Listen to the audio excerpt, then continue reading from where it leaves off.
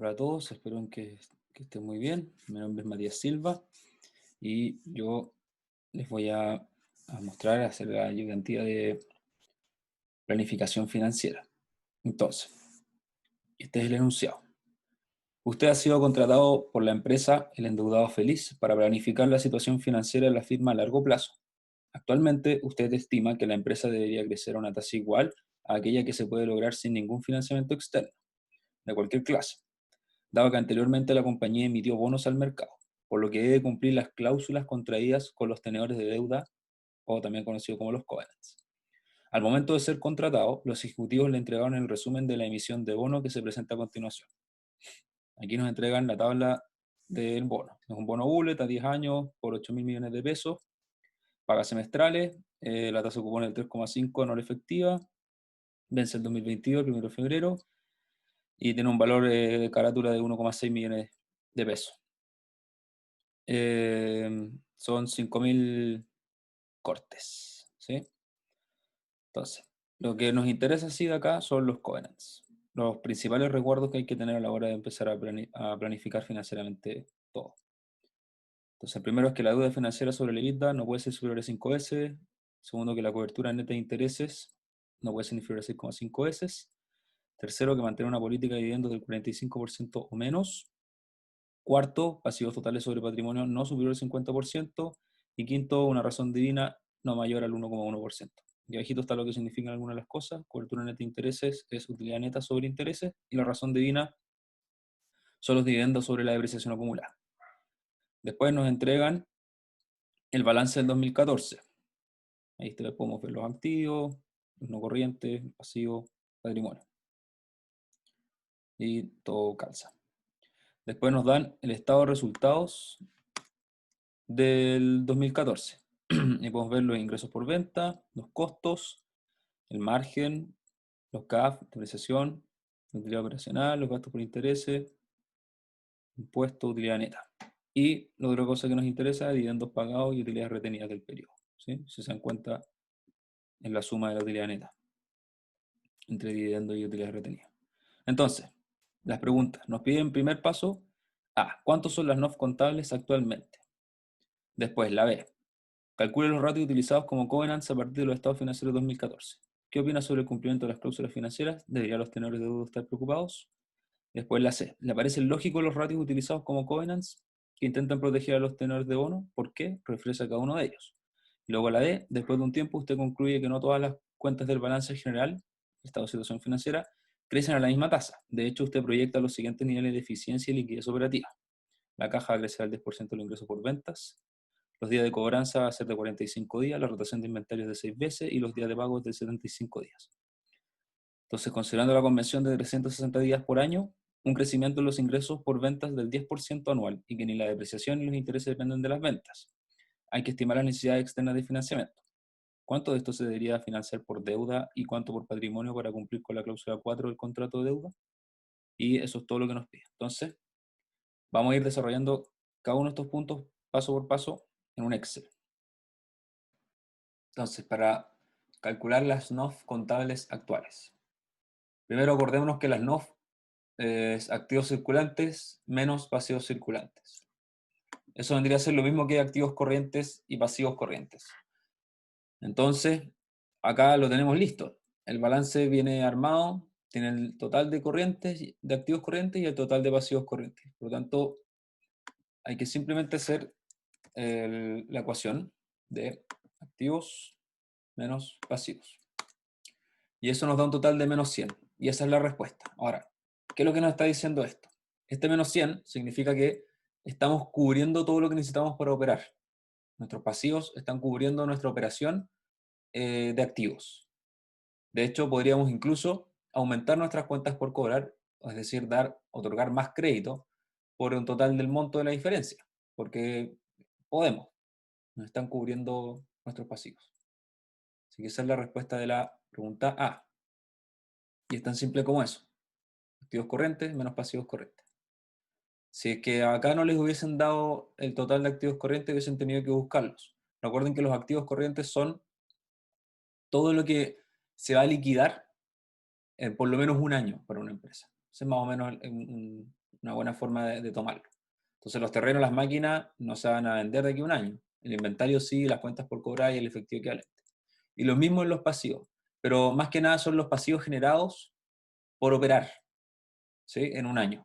Entonces eso vendría a ser las cuentas por pagar para los proveedores, los anticipos que tengan los clientes y los impuestos que vamos a tener que pagar por operar. Porque esto se considera operativo porque es algo que viene de la operación. Si no operamos no hay que pagar impuestos, ¿sí? Entonces, vamos ahora con la pregunta B. La pregunta B nos pide calcular todos los covenants a partir del estado financiero del 2014. Entonces, el primero es deuda financiera sobre EBITDA, no superior a 5 veces. Luego tenemos la cobertura neta de intereses, que no puede ser inferior a 6,5, mantener una política de dividendo del 45% menos, pasivos totales sobre patrimonio no superior al 50% y una razón divina no mayor al 1,1%. Entonces acá tenemos todos los covenants, acá tenemos el límite y esto. Ya. Entonces, los pasivos financieros son las cuentas por pagar más la deuda de largo plazo, eso sobre el EBITDA, que para poder sacarlo en este caso tenemos que tomar la utilidad antes de impuestos, que nos la dan, más el gasto por intereses, que reversar los intereses, y hay que reversar también la depreciación, que está acá. Entonces, hagamos. Esto va a ser igual, según la fórmula que tenemos aquí. Cuentas por pagar,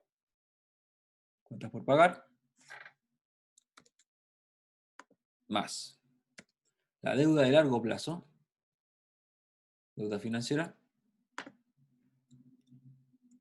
eso sobre el EBITDA. Utilidad antes de impuestos, paréntesis, más gasto por intereses,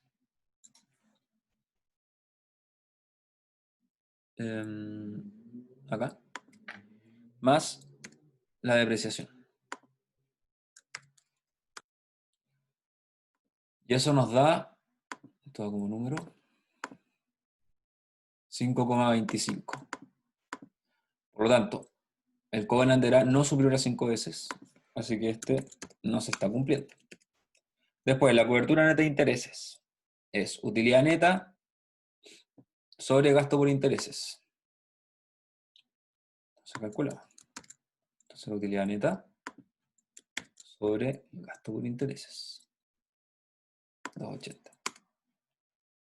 Se nos da 1,07.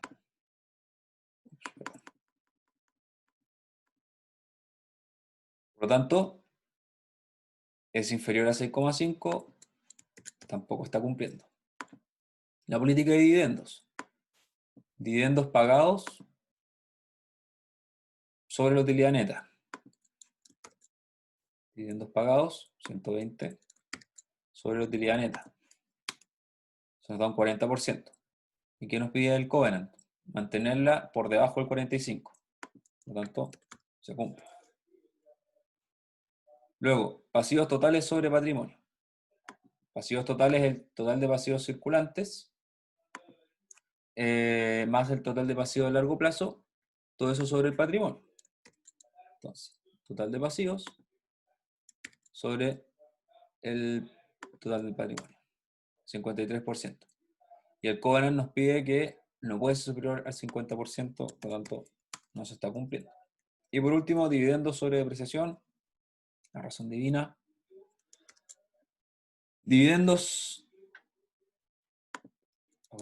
sobre la depreciación acumulada, 900. Eso nos da... No, lo que estaba acá.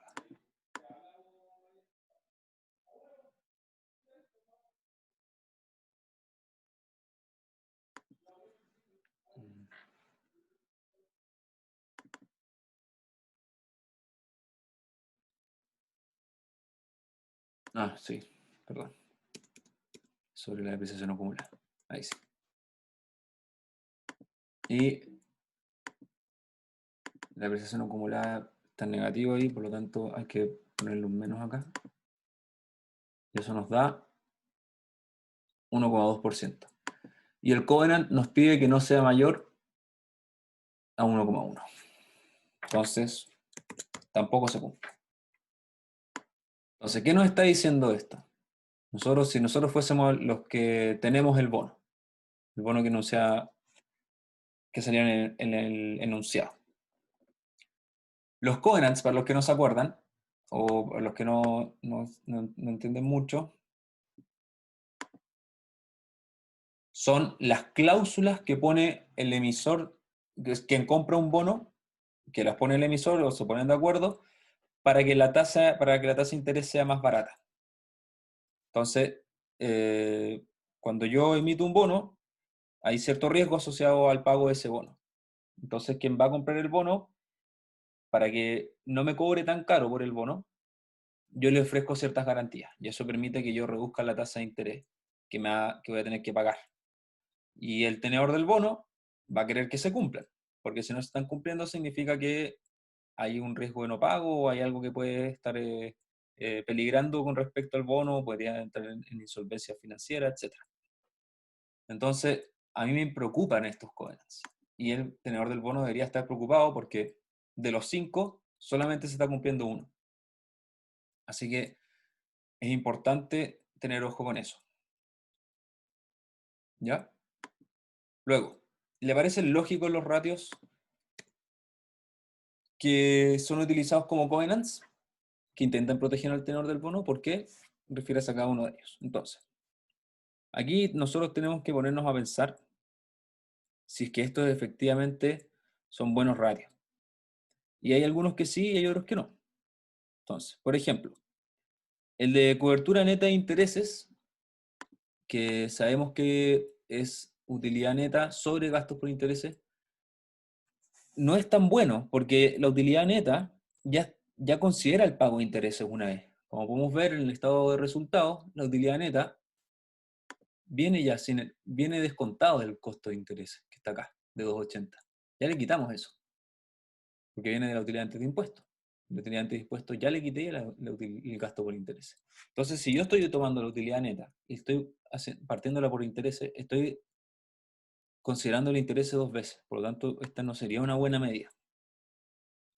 Luego, la relación divina no tiene mucho sentido porque calcular la relación divina de dividendo sobre depreciación acumulada no está midiendo ni liquidez, no está midiendo solvencia, tampoco está midiendo eficiencia operacional y tampoco está midiendo rentabilidad. Entonces es una relación espuria, no tiene mucho peso contable y no me sirve para considerar si, si estamos bien en términos del tenedor de bonos, del acreedor. Entonces tampoco es muy buena. Esta no es buena. La razón divina tampoco es buena. Luego, tenemos la deuda financiera sobre el EBITDA. Entonces, esta no necesariamente es una partida que mide el flujo de caja libre, pero sí es una buena relación para quien es el acreedor para poder mirarla rápido y ver que se estén cumpliendo ciertas cosas y tener alguna perspectiva o alguna idea de qué es lo que está pasando con el negocio. Por lo tanto, esta la vamos a dejar como una medida razonable. Aparte que es muy utilizada. Luego, la política de dividendos.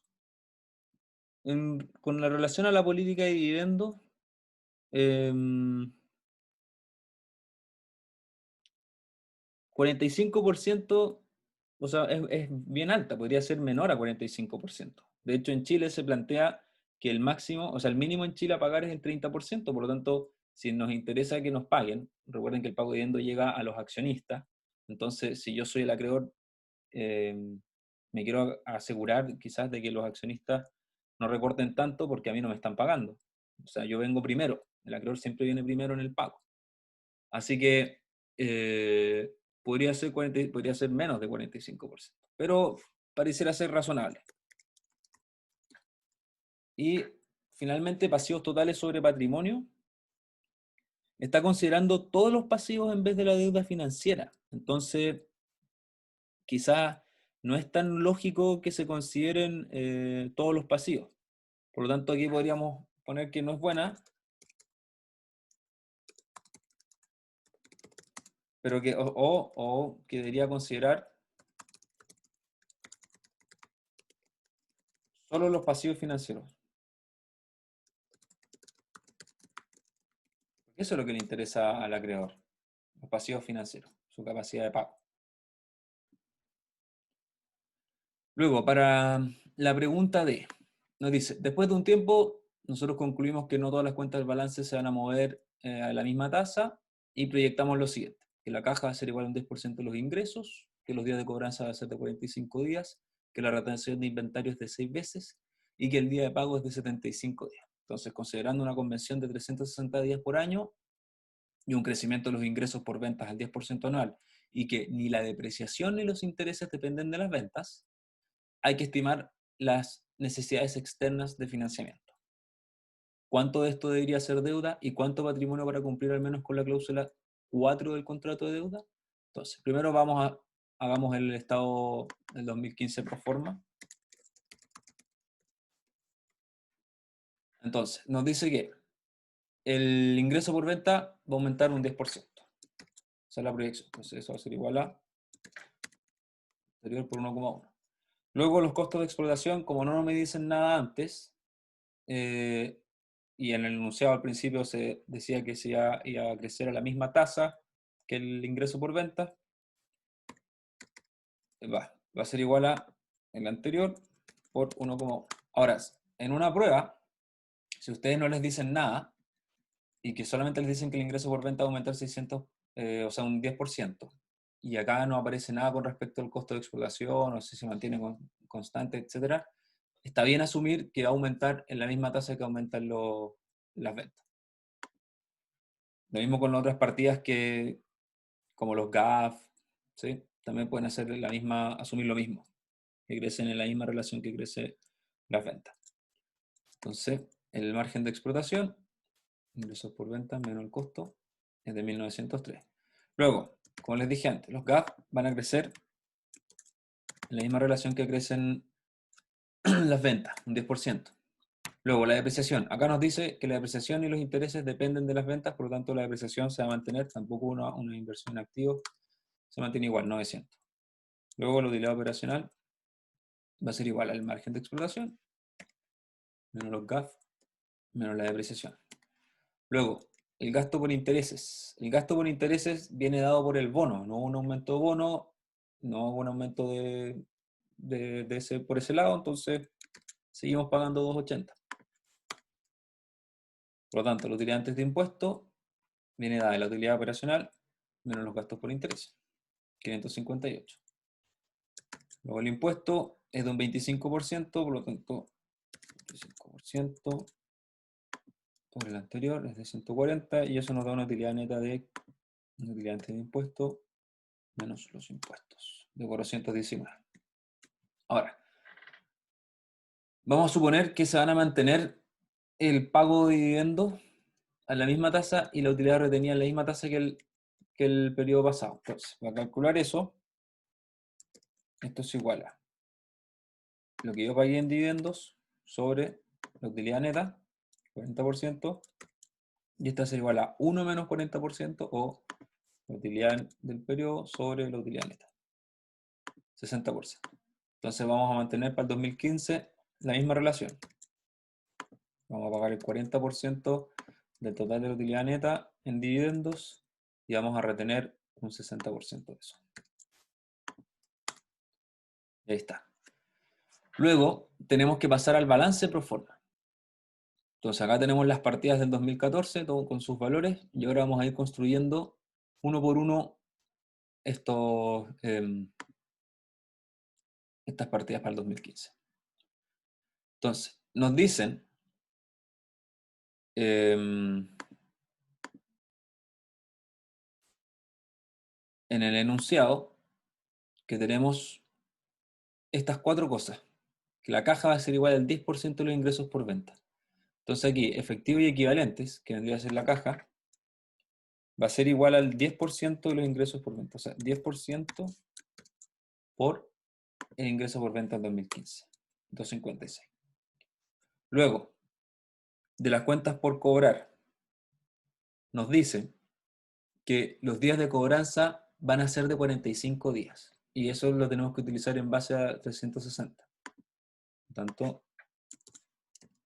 días de cobranza.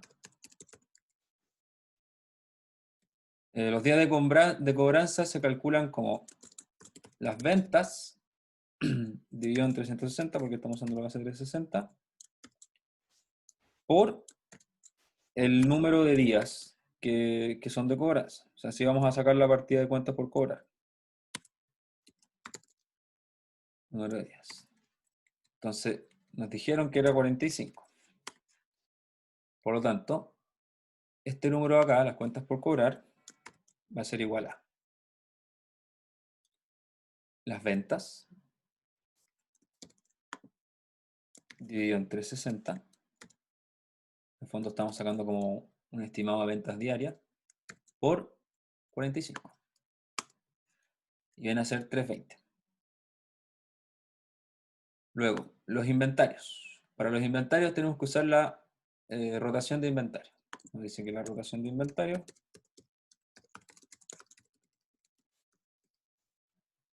es igual a 6.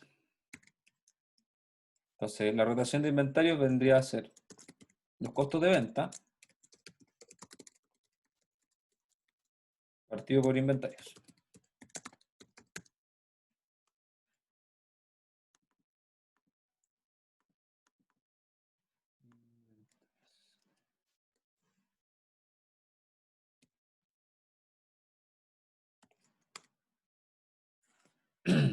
Ya. ¿Qué me está diciendo esto? Que los inventarios tienen una rotación de 6. Por lo tanto, el costo de venta sería igual al costo de venta, por la fórmula que tenemos acá, dividido 6. Eso nos da 110. Luego, podemos sacar el total de activos corrientes, que es más que la suma de lo anterior, es decir, 87. Los terrenos se mantienen. Luego, las máquinas aumentan en un 10%. Se toma el supuesto de que las máquinas aumentan un 10% para poder reflejar el aumento del 10% en las ventas. O sea que nosotros estamos planteando acá, esto es un supuesto que ustedes pueden tomar en la prueba, de que el activo fijo que va a aumentar para poder llegar al 10% de ventas es la maquinaria. Y es por eso que aumentan un 10%. La depreciación acumulada va a ser igual a la del periodo anterior más la del nuevo periodo, que es 900. Y el total de activos no corrientes sería los terrenos, más las máquinas, más la depreciación acumulada. 26.100. Y eso nos deja un total de activos de 187 más 26.100. Eso nos da un total de 26.787. 26.786,68. Luego, para los pasivos, vamos a las cuentas por pagar. Entonces acá las cuentas por pagar cambian en relación a días de pago, que son de 75 días. Entonces, día de pago, 75 días, va a ser 360. Por lo tanto, día de pago yo lo que quiero pagar son los costos de explotación. Costos de explotación. Eso lo divido en 360, así obtengo el costo de explotación diario aprox. Y el total lo multiplico por el número de días de pago. ¿Qué hice? Perdón, de nuevo. Costos de explotación.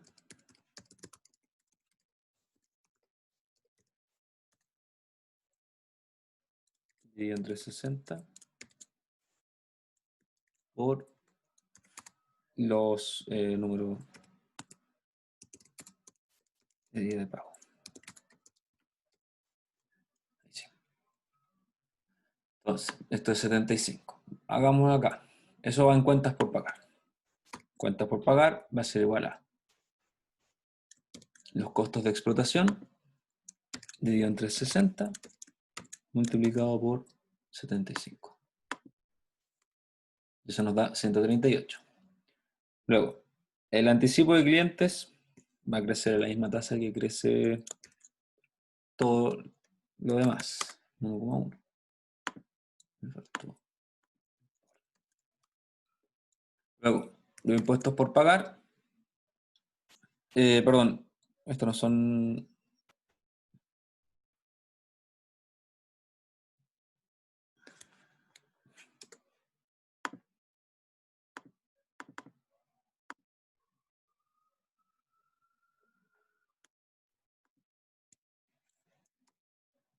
Van a crecer el 10% también. Y eso nos va a dar un total de pasivos corrientes de tanto. Luego, la deuda financiera de largo plazo no cambia. En la emisión del bono anterior sigue siendo 8.000. Total de pasivos va a ser la suma. Son un total de 8.908. Luego, el capital para el 2015 en principio no debería cambiar. Ya vamos a ver bien qué es lo que pasa. Y las utilidades retenidas aumentan en las nuevas utilidades retenidas. 251. Eso nos da un total de patrimonio igual a 17.150 y eso nos deja un total de 26.059. Entonces ahora vamos a calcular las FER, las necesidades externas de financiamiento. Las necesidades externas de financiamiento son el total de activos del proforma menos el total de pasivos y patrimonio del proforma. Eso, como podemos ver, nos da un resultado de 728,08. O sea, vamos a necesitar 728,08 millones de pesos para poder funcionar como lo estamos proyectando para el 2015, en este lado acá. Entonces, esto lo tenemos que distribuir de alguna forma. Aquí en el enunciado nos piden mantener el covenant 4, que era del 50%.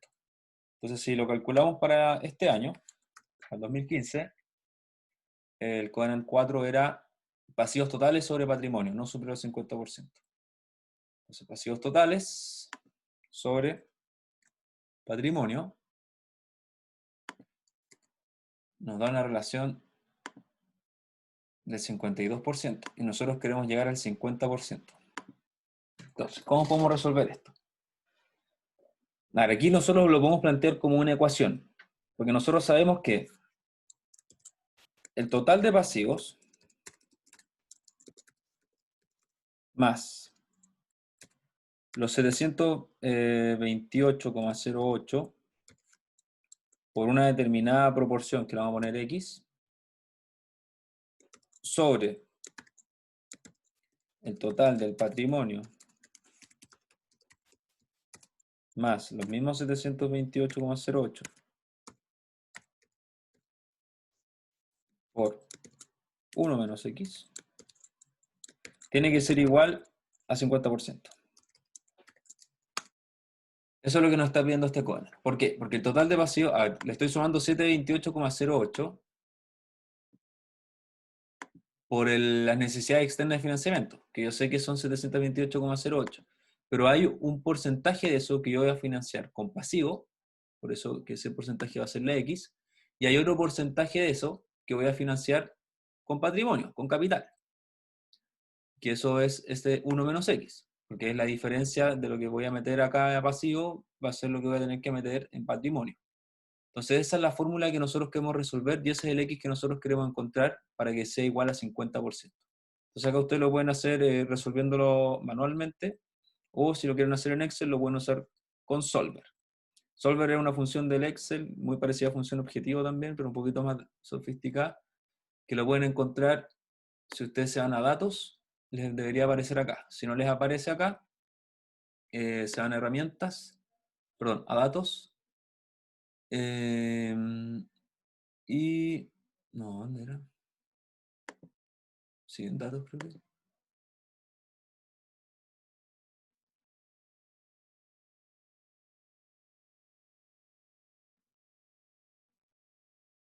Perdón, en herramientas. Herramientas, complementos de Excel. Ahí hacen clic y aquí les va a pedir, les va a dar opción. Entonces le ponen Solver Add-in y le cliquean en aceptar. Y bueno, a lo mejor les va a pedir actualizar, entonces tienen que cerrar el Excel de nuevo. Pero ahí está, complementos de Excel. Una vez que lo tienen, es muy fácil porque ustedes ponen acá valoración, o sea, valor de X. Y acá le van a poner la ecuación que quieren resolver. Entonces, si nosotros miramos esta ecuación de acá arriba, lo que nosotros queremos es tomar el total de pasivos, que debería ser este, el de proforma, sumarle los 728,08 multiplicados por X, que va a ser esta celda de acá, y eso dividirlo por el total del patrimonio, que está aquí, total de patrimonio, más los 728,08, ¿cierto? Por 1 menos X, que es este valor de acá. Y bueno, esa es la fórmula. Me falta un paréntesis. Y esto lo queremos en porcentaje. ¿Qué pasó?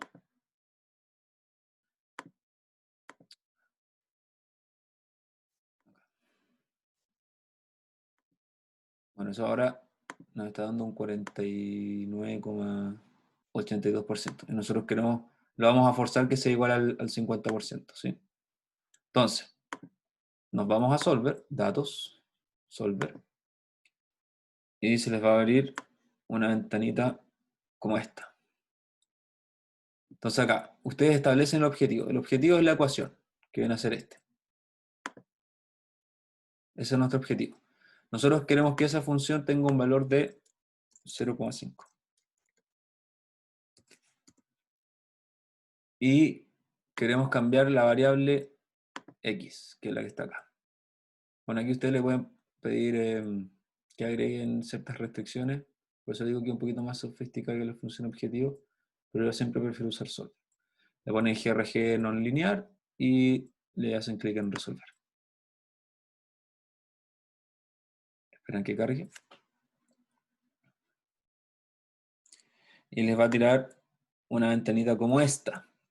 Entonces ustedes lo que quieren hacer es conservar la solución de Solver y hacer clic en aceptar. Entonces, el valor de X, que nosotros habíamos dicho que era lo que se iba, el porcentaje que se va de la FER que se va a pasivos, debería ser de un 2,94% para mantener este covenant, igual al 50%. ¿Sí? Porque esa es la ecuación que queremos mantener igual. Entonces, yo sé que para que esto se mantenga así, mis pasivos, mi total de pasivos, tiene que ser